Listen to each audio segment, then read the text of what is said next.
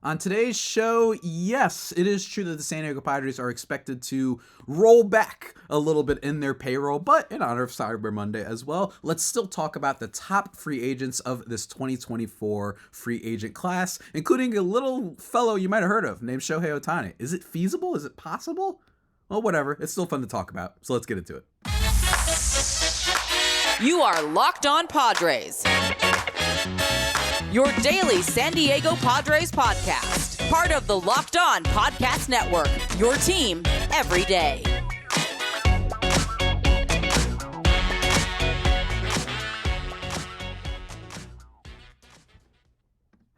Greetings, ladies and gentlemen, and welcome to another edition of the Locked On Padres podcast, which is part of the Locked On Podcast Network, your team every day for Monday, November 27th. As always, I'm your host with sometimes occasionally, but I promise you, certainly promise you, not always the most, Javier Reyes. You can follow me on Twitter at Javipeno, Javiipeno, or at LO_Padres if you want only tweets about the Padres and such instead of my dumb crap posting. Don't worry, I got you covered there. Also, Locked On Padres on YouTube to see whatever fit I'm rocking and whatever's going on with Tatis and Pac-Man as my little collectibles on there. Feel free to subscribe there as well. Today's episode is brought to you by FanDuel. Make every moment more. Right now, new customers get $150 in bonus bets with any winning $5 moneyline bet. It's $150 if your team wins. Visit FanDuel.com/lockedon to get started. Folks, today's a fun episode. It's Monday. I hope you all had a splendid holiday break. Perhaps you had it with just a whole huge family and you were feasting, or it was just a few people like me. I was just with my mom for Thanksgiving and we had some really yummy food. Got a little pecan pie action going, you know what I mean? A la mode, get a little bit of ice cream, you know what I mean? Now I gotta, start exercising again, unfortunately. And now we are at Cyber Monday. And I think that in honor of Cyber Monday, I thought that'd be kind of fun to start talking about free agents. And today's episode is going to be focusing on the top free agents. And while I do question whether or not the Padres can actually sign any of the top free agents, I lean towards no. I figure that it'd be still cool to talk about them. And at the very least, just kind of Cyber Monday sometimes is fun in my experience for just adding stuff to your list, even though you still probably can't get it. And for me, I just think that that's kind of fun. So we're going to talk about some of these free agents, even if I don't think they're going to get them. Although I do think that there are some that they could acquire if they wanted to, for sure. I don't think that just because their reduction on payroll is scheduled that it means that they are completely out on everybody. I mean, heck, the Heyman was reporting they're in on Blake Snell. We'll talk about him in a second. My guideline for the top 15 free agents that we're going to be talking about is from The Athletic, Keith Law. Not necessarily because I think that his opinions are the best. I'll actually reference when I think that he ranked a player a little bit higher too low. Just give my personal spin on it. But I don't know. I think the article is just organized really well. And I think it has a couple really good pieces of information. So without further ado, let's start. And you got to start with Shohei Ohtani, obviously. I mean, it's pretty nuts. Reading from the Athletic article, who else could it be? He was worth 6 wins above replacement this past year just as a position player. 10 wins above replacements in total between his bat and his arm, and 6.2 R-WAR in 2022 as a pitcher. So in theory, he could post a 12-WAR season and be the most valuable player ever if he comes back healthy from elbow surgery. He doesn't have to come close to that to be the top free agent this winter, but it's at least within the realm of possibility. Ohtani is still in his offensive peak years, leading the American League in homers, on-base percentage, and slugging this past season while posting career bests in walk and strikeout rates. The last one is the most impressive and the best sign going forward. Just 2 years ago, he punched out nearly 30% of the time, but he cut that down to 23.9% this year. He doesn't have a weakness. He's worse against left-handed pitching, sure, but he still hit 245, 365, 532 off them in 2023. The big thing with Shohei Ohtani is nothing with his skills. The big thing with Shohei Ohtani is he going to pitch again? I would recommend everyone check out, I thought that Jeff Passan wrote a really great article when that injury was announced. They can go check out on ESPN. I'm pretty sure it's free. You can check that out. And on top of just the fact that I think that Passan is an excellent writer, just the flow of his writing just mechanically is incredible, he basically kind of concluded by saying, look, this guy has done all of the most incredible things we've ever seen in the sport, so doubt him at your own peril if you don't think he's going to try pitching again. But even if he doesn't, as Keith just mentioned there, he's still an incredible hitter. And arguably, in a lot of ways, more importantly, for Shohei Ohtani's case as a big-time free agent, is the marketability. I know that sounds crazy, but I remember there was some report, I think it was from MLB Network, that was saying that teams are viewing this like Messi. And I'm not saying Messi in terms of like Ohtani is like the greatest of all time, right? Like he's already, in my opinion, probably because of what's happened and what he does, like already earned a spot in the Hall of Fame ballot at the very minimum, that he'll be on the ballot, right? No matter what happens later. So that's incredible. But basically they said the marketability part, the fact that Messi went to Miami in the MLS and became a story. Heck, I watched some of the games and I'm not a big soccer guy. I have nothing against it. I just don't have time and whatnot. And like he just blew up that place. So I imagine that all sorts of owners are going to be interested. I would not sleep on the Mets. I know they said that they're trying to do rebuild, be a little bit smarter. I think that Steve Cohen's seeing all them ratings. He was watching the World Baseball Classic being engaged. I don't think that he is a feasible target for the Padres. I would love him for the Padres. And frankly, if they somehow, all of this was a red herring, they were playing possum and they do go out and sign him, that would be nuts. But I just don't know how it would fit with this team, given the reduction in payroll, given the fact that you have Juan Soto still on the books for this year.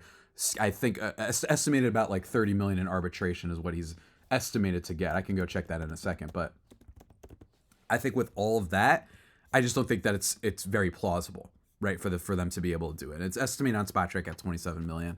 I wouldn't be surprised if it's 30. So he's going to be making a lot of money this year, and with the spending reduction. And I get it. They've got some money coming off the books. I get that. But even still, I just don't see a world in which this is an option for the Padres. And it stinks because I would have loved it. And this is why, just as a reminder for everybody who might be disappointed that Shohei Ohtani is not a target for the Padres, I still think it's worth bringing this up every time we get into this topic, is that this is why when I talk about when we're heading into free agency, why I'm not always like, get the top free agent, get the top, because you never know who's going to become available. You never know what things are going to look like down the line, especially when you are already spending a lot of money, right? That's why years ago, when everyone was yelling at me, and I have somewhere screenshots of people mocking me for saying I didn't want Nick Castellanos or Chris Bryant. Now, I didn't think that, especially Bryant, would just completely like lose all power in his bat, or that Castellanos would be this heinous on defense that it would almost take away what he does on offense. But I didn't expect that. It's not what I'm saying. Or Springer or some of these other guys from that giant free agent class. Anthony Rizzo, right? I wasn't against signing them because I thought they wouldn't be good players. I just thought it wasn't the right time to strike. You know what I mean? You still had Machado, you still had Tatis, you still had some interesting prospects at the time, with Gore being one of them, with CJ Abrams. I was like, I want to wait a little bit. And then what happens? Juan Soto becomes more readily available. So I think that you should keep that in mind when the Padres, whenever free agents are available, whatever the free agent class is. And I think that this is one of those free agent classes where, unless you're one of those teams that's contending and you know you're going to be contending, I'd be a little bit careful to buy in on this free agent class. I overall don't think it's a very strong one. I think it's very top heavy. It's got some big names. We'll talk about some of them later. But to me, I just don't think I would spend on them. And Shohei Ohtani is the one guy that I don't care what team you are. He is absolutely worth it. He's worth it even with the injury, because you might even theoretically get him at a discount, you know? And if you get him at a discount, and he starts pitching next year, it's like, oh my God, like this guy's a superstar. So me personally, I'm just rooting for him not to go back to the Angels, and also preferably not the Giants or Dodgers, although the baseball just connoisseur in me would prefer Giants or Dodgers over Angels, just because I want to see him actually be somewhere that matters, dare I say, right? So that's just me. I know that sounds like absolute like ridiculousness, obviously, for me to say that, but that's how I feel. But of course, he's not the only free agent that the Padres could potentially be looking at. Of course, we've got more on the way, ladies and gentlemen, but I've been talking a long time about Shohei Ohtani. We're not going to talk this much about every single player, but I got to take a quick second to talk to you about our good friends over at FanDuel. Look, if you were a fool yesterday and expected the Chargers to win, what can I tell you? You're a fool. I don't know how many times I got to say this. If you're expecting the Cleveland Browns without a quarterback to stay as good as they've been all year, well, I got news for you. And guess what? If you know these things, you can make some money.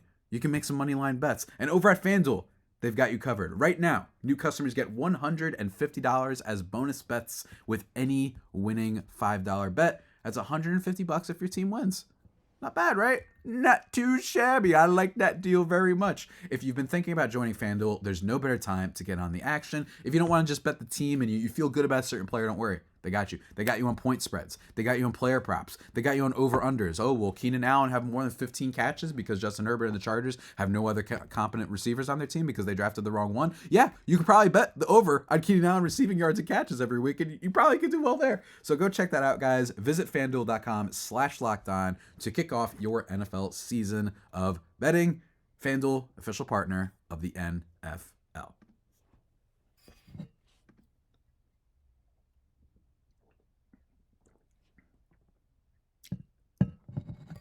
And we're back, ladies and gentlemen, here on Locked On Padres podcast. Thank you for making us your first listen every day, free and available on all platforms.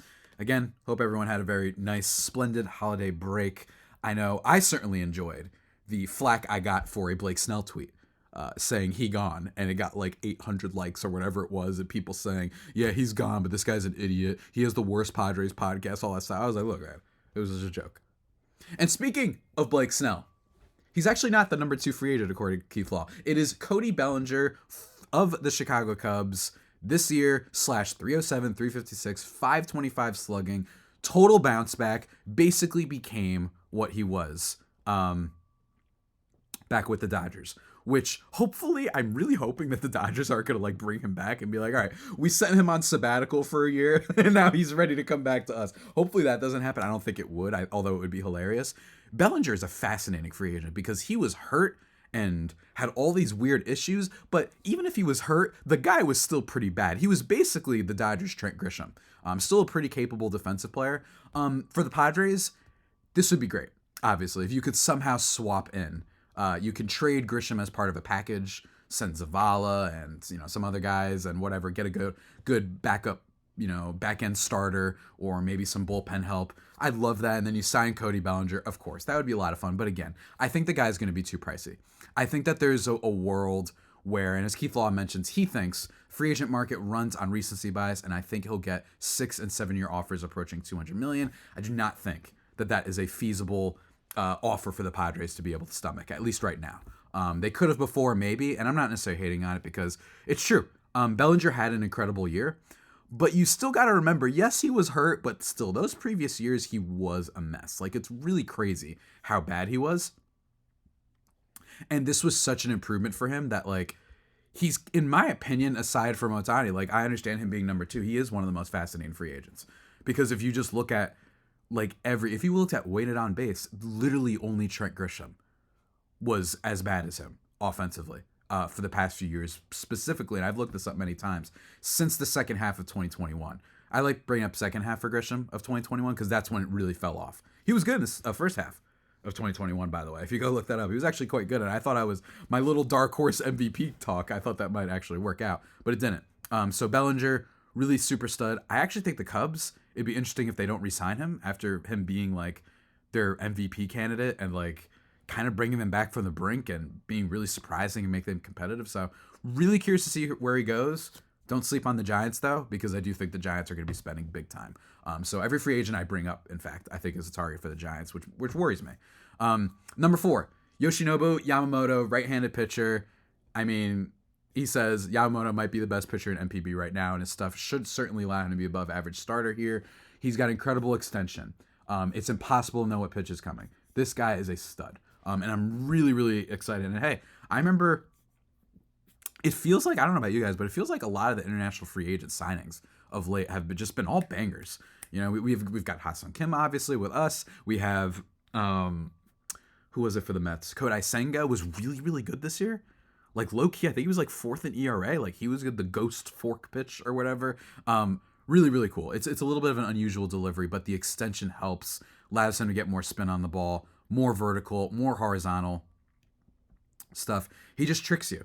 He's not an overpowering pitcher or anything like that, but like in terms of velocity, but he's really good. I would love him, but my problem is with the production, I'm going to say this a lot, so my apologies for repeating myself, but with the position the Padres are in, Yamamoto is not some like under the radar free agent. Like, he's just not. So I don't see a world in which the Padres get him. Although it wouldn't surprise me if they're interested. I imagine you're going to get a bunch of reports on that. But in general, I just think that Yamamoto is just too many teams that are in on him. I know the Yankees are reportedly in on him. They're not going to be in on Ohtani, but they're really in on Yamamoto. All the biggest teams are in on this guy. pretty much. So I'm really curious to see where he ends up signing. But again, I don't think that this is a target for the Padres. Even if I do think in theory he could make less money than, say, Blake Snell, right? Or Aaron Nola, who just got paid, by the way. Didn't mention him because he was number 3. I forgot to mention Aaron Nola, a pitcher that I was not interested in at all if I'm the Padres, because that guy is inconsistent king, and I just do not like that. With all the inconsistencies on the Padres, that would just worry me. He signed a 7-year, $172 contract with the Phillies. I bet you he has a good year next year, but then every year after that is going to be weird for him. So wasn't big on Nola, very big on Yamamoto, especially because I think he's going to cost a lot less, because that's just what usually happens with international free agents, especially from Japan and the KBO. So we'll see how that goes. Let's see, what number are we on here? Sonny Gray actually just signed this morning, and I'm not surprised that we're getting some agent signings. We actually got Jason Hayward as well. He re-signed with the Dodgers.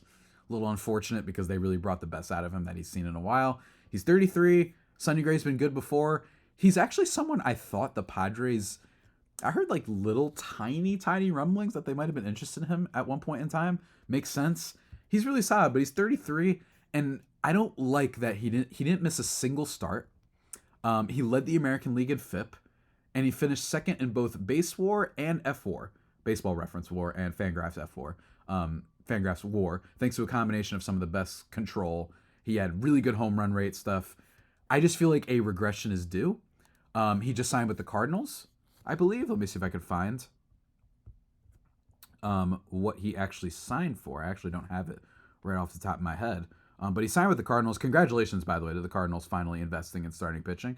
I know that must really be surprising for a lot of Cardinals fans and for them. He got, let's see here, 3 years, 75. Now, I would love if the Padres were like, you know what, we'll let you do big contracts, but it's only for short term. If that were the case, I would love that. Because a 3-year deal for a pitcher like Sonny Gray, not too bad, especially when you take into account that he is 33, and we don't know if like this was just that one final, not final, but like this was the best it was going to get, contract year and all that stuff. So again, I'd be interested in that, but again, I'm not freaking out.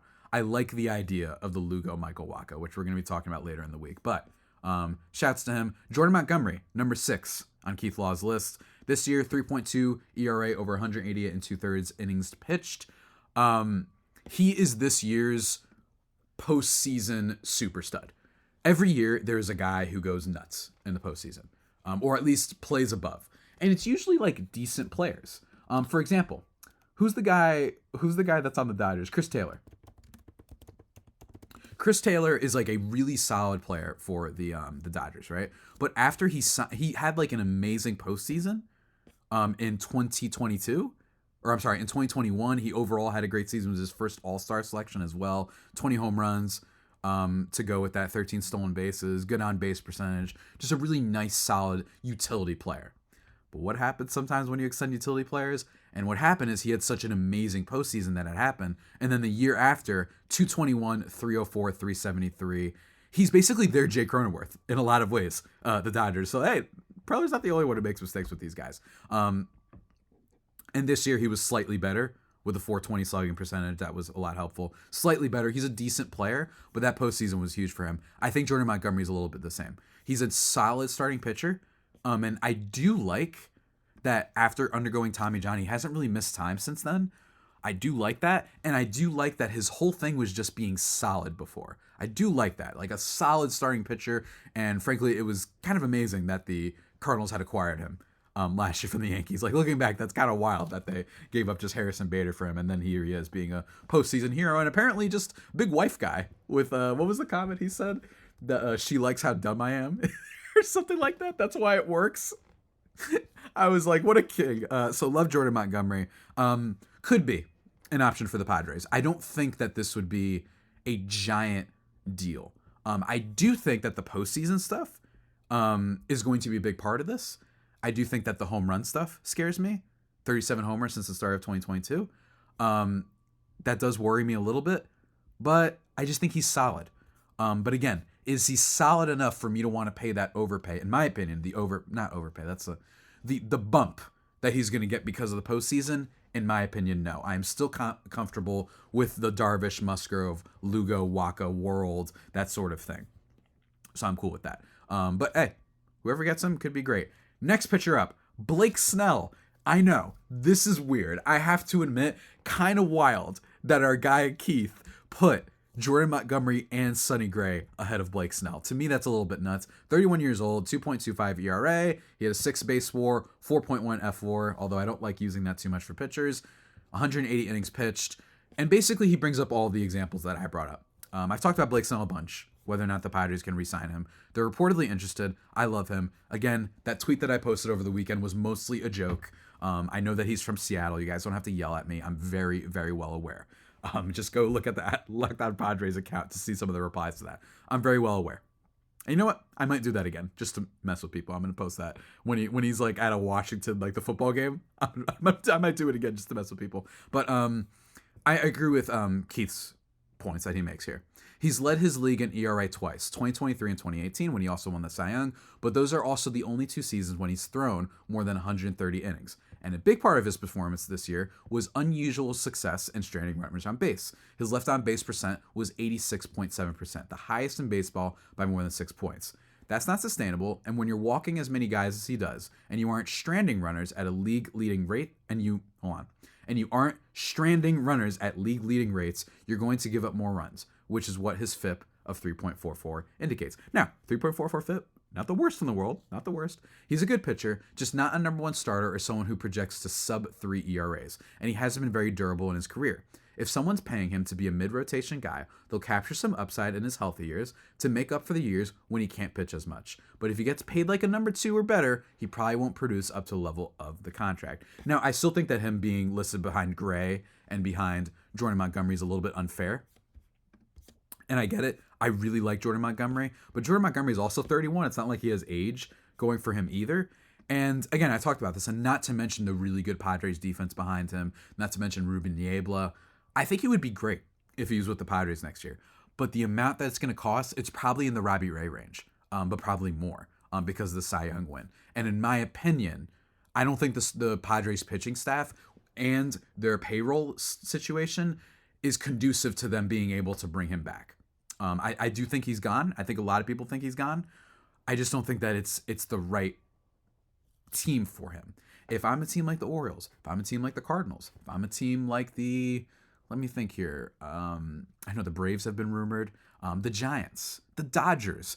I think those teams make a lot more sense because they desperately need pitching. I know that sounds crazy for me to say that, considering that Musgrove and Darvish got hurt and Lugo and Waka. I don't think that if you bring Lugo and Waka back that you're like DEFCON 1. Not to mention that you have a big farm, and some of your farm includes Robbie Snelling and Dylan Lesko. Snelling, who could be ready to debut for the Padres potentially next year if they need him, right? So I don't think the Padres are on DEFCON 4 for pitching. They're like on a DEFCON 2 to 3. Where I would like another starter, I don't think it needs to be an ace. So I'm okay with passing on Snell in the baseball sense. In a vibes and make me happy sense, I'm going to miss you, buddy. I'm really going to miss you. Very, very much so. But guys, we're going to take a quick break, hear a couple words from our sponsors, and then we're going to get back, talk about the remaining free agents from this list, including one other international folk from the KBO that's very, very good that I want to talk about real quick. Right after this.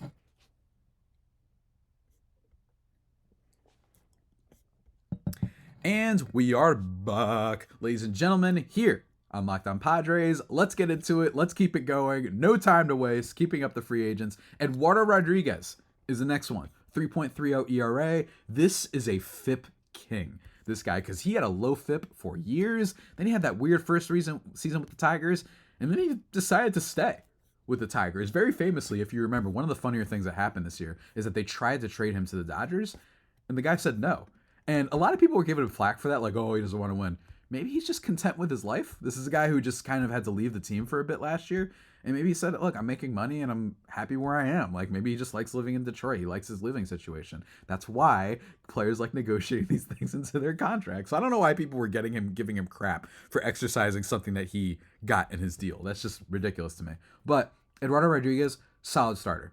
Really solid starter. He's definitely more of a mid-rotation guy in my opinion. But I think that he's better than, say, I think he could be a better pitcher than Sonny Gray and Marcus Stroman and Jordan Montgomery even. I think that he's got that upside, and I think that for years he's getting a little bit unlucky with the defense. And I know the Tigers are a little bit better, but like the Red Sox were really a mess with that. So I kind of like him. I like him as a pitcher, but I just don't know how much he's going to cost on an average annual value sort of sense. And I think in general, that's my thing on starting pitchers this year. There's a dearth of free agents in general. I forgot if that word means lot or little.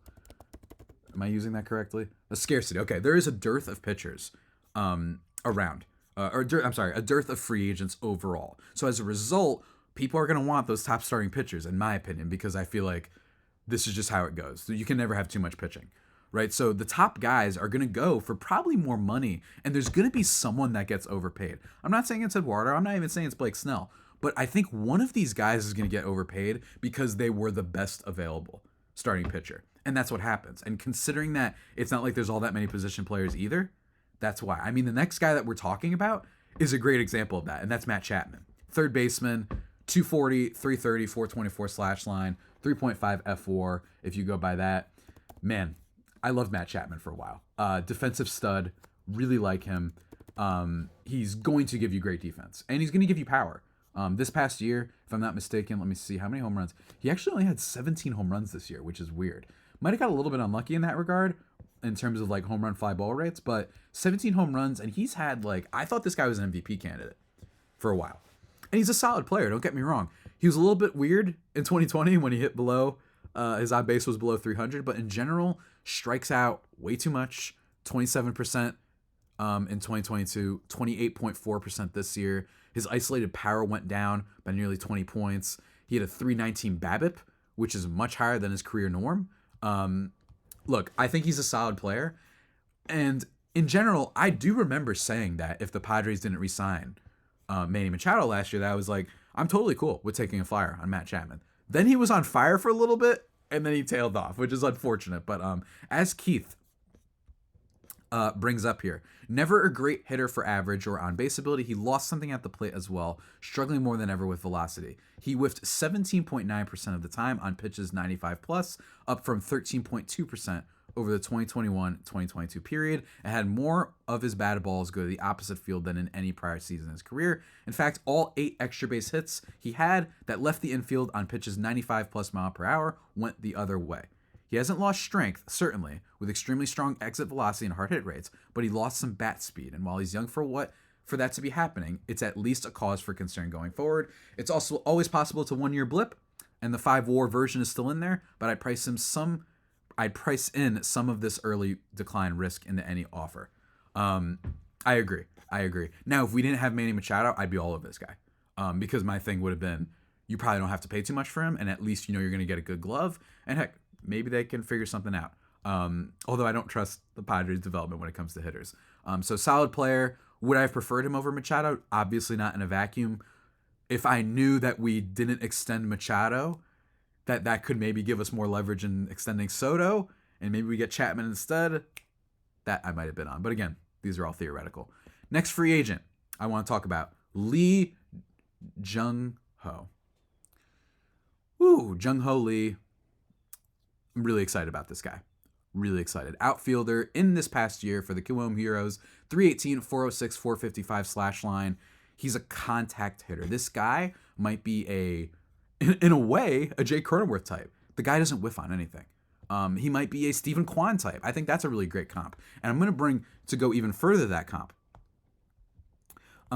In these past few years, in 2022, in 245 games since the start of 2022, with 2 strikes, he has a swing percentage of 66%, a zone contact rate of 98%, a swinging strike rate of only 3.9%, and he's slugging 450 in 2 strike counts. In all counts, swing percentage is 41%, zone contact 97.5%, swinging strike percentage is 3.2%, slugging at 530. So the guy he can get some extra base hits, but the big thing is he's a hitter's hitter. And I've actually been told, and I can't necessarily back this up with a stat because you have to go through all the pitches, but apparently Jung Hoo-Lee has apparently not swung and missed at a fastball with 2 strikes since 2021.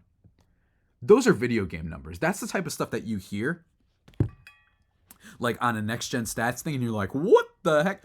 The guy doesn't swing and a miss. And the Padres have had decent luck in the KBO.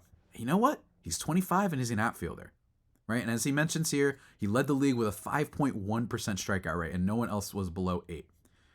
Look, obviously, this is the type of guy that if you were to sign him, could he struggle a little bit at first? Yeah. So did Ha-Seong Kim out of the KBO, and that turned out pretty damn well. I genuinely really do believe that if the Padres are going to get a top free agent, Jung Hoo-Lee is the number one guy. You could potentially, and by the way, this is baking in, let's say they have to trade Soto. You trade Soto, or let's say there's two things that happen. You trade Soto, replace him with Jung Hoo-Lee, right? Maybe you could play outfield, left field, something like that. You have Grisham there still. I know it'd be crazy if we still have Grisham, or whatever. You bring him in.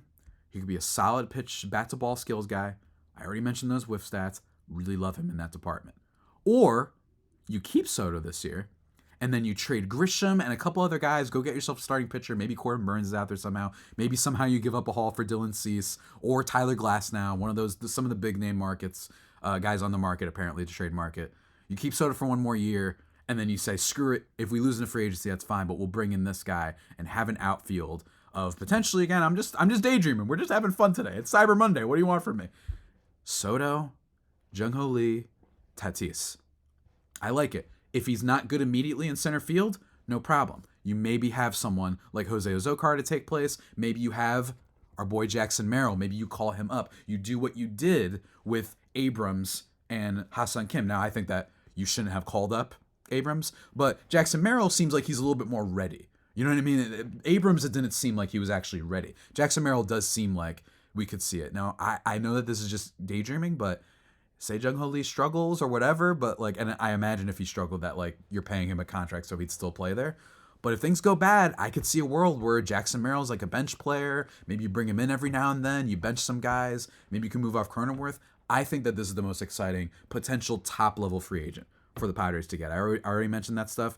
I like a hitter's hitter because I need someone who I can count on. Just give me a good at bat, especially in this Padres lineup that did not do that last year. So I know I'm just daydreaming. Maybe not super realistic, but I like it. And hey, they clearly are not going to shy away from international free agents from the KBO, from Japan, from wherever. So I'm really excited about that.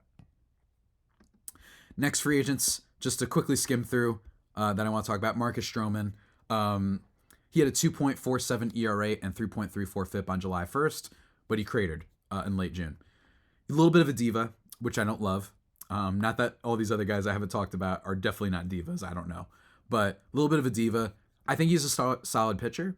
And I will say, I do like some of the intangibles. Sometimes, despite being a diva, I do like a guy who has a little bit of an edge to him. He feels like the type of guy that could absolutely, like in a big start, show up for you. Or in like a playoff start, show up for you. Not bad. Not bad, actually. As he mentions here, he made 50 starts in 2 years for the Cubs with 275 innings total in those seasons after a full and very effective year for the Mets in 2021. So I'd expect the market to discount him a little for the lower workloads, which I think puts him right around that same salary he walked away from by opting out, just perhaps for another 3-year deal rather than one.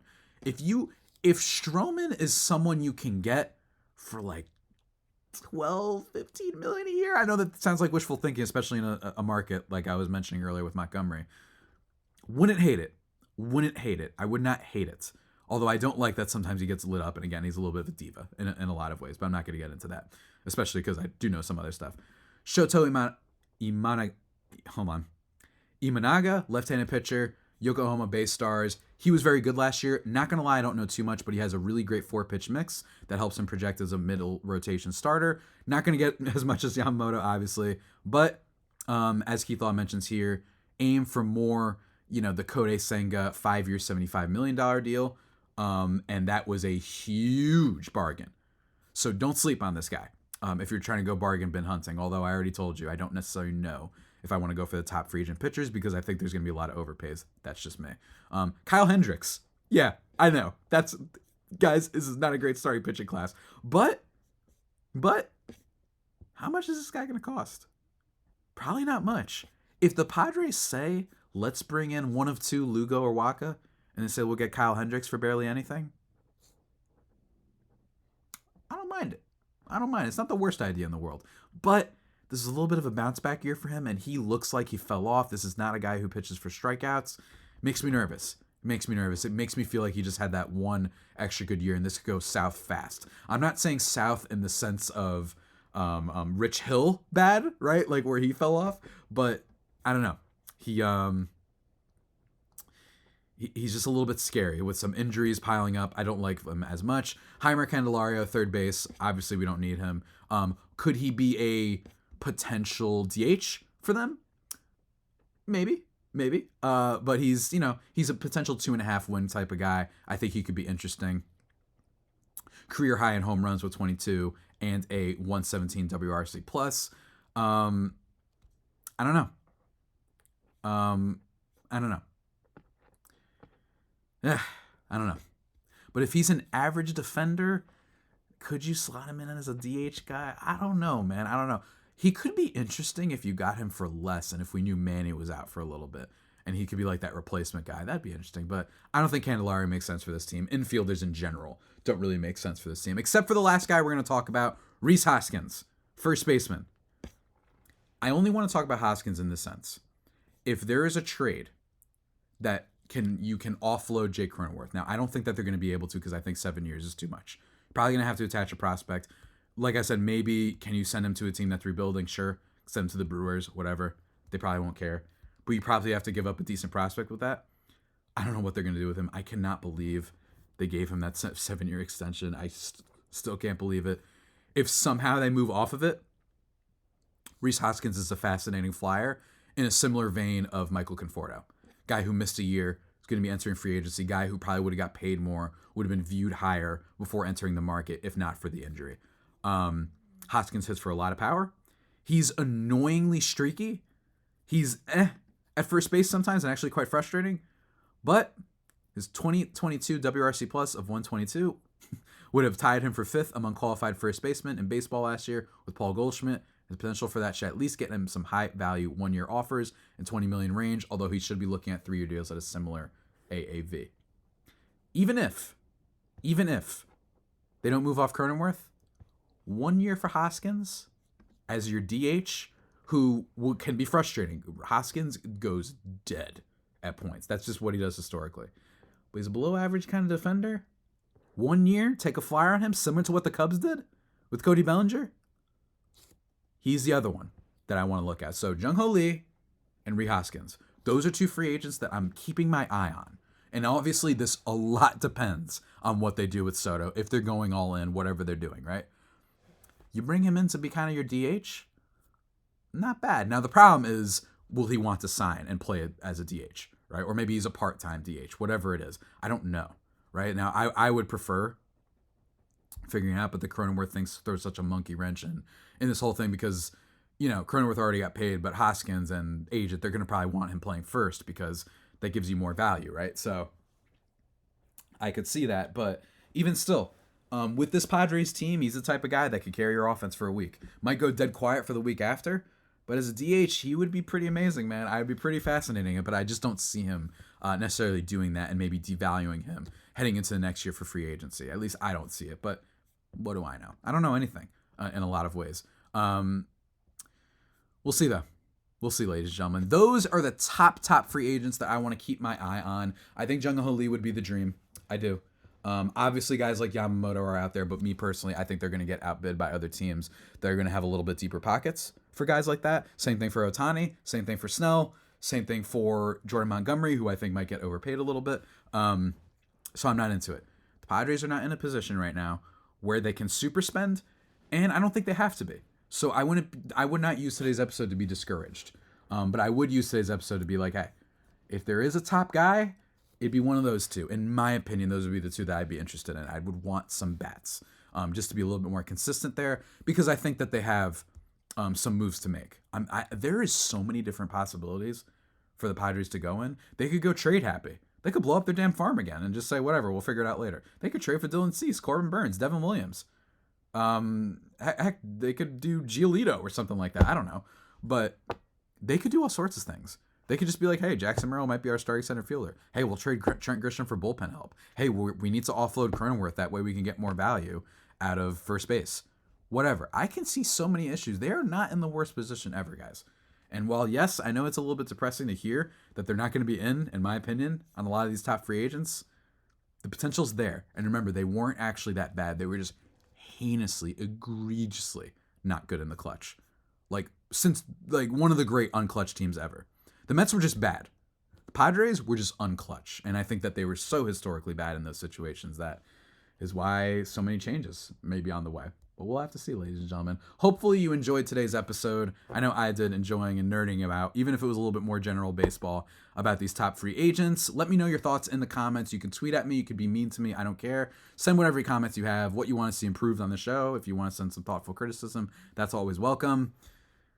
In terms of the future of this podcast, tomorrow, ladies and gentlemen, we're going to be talking with my guy, Ulysses Sembrano of Locked On Rays, about Tyler Glasnow. Is he a potential trade target? We've already traded with the Rays multiple times, like 3 times in the last 3 years. So that should be a little fun conversation. Going to be talking with my guy, Daniel R. Epstein, who writes for a bunch of different places, including Forbes, talking about his top 5 destinations for where Juan Soto could be traded. Also going to be talking with, later in the week probably, with Locked On Yankees folks about potentially trading Juan Soto to the Yankees, if those rumors are totally legit. A lot of Juan Soto stuff this week, so that should be a lot of fun, guys. That's just a taste. But until next time, stay safe, of course. Follow me on Twitter, everything. And stay faithful, my Friar Faithful homies. Take care.